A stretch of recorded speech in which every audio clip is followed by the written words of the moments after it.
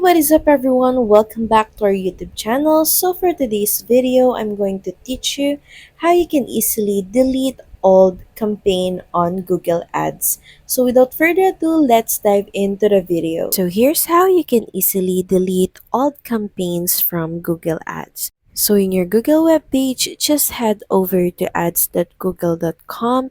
Just make sure that you're logged into your account. Next is in the left corner, you should be able to see campaigns from the left section and just click on it. Next is just click on all campaigns, and from here you should be able to see this alphabetical icon. Just click on it, then change the filter from oldest to newest so that your old campaigns will appear first. Then from the list of your old campaigns, just tick the box button of the campaign that you want to delete, then click on edit and remove. So that's pretty much it. Thank you very much for watching this video. I hope that you find this video helpful, and if you do, please don't forget to like, share, and subscribe to the channel. And I will see you again on the next one. Bye!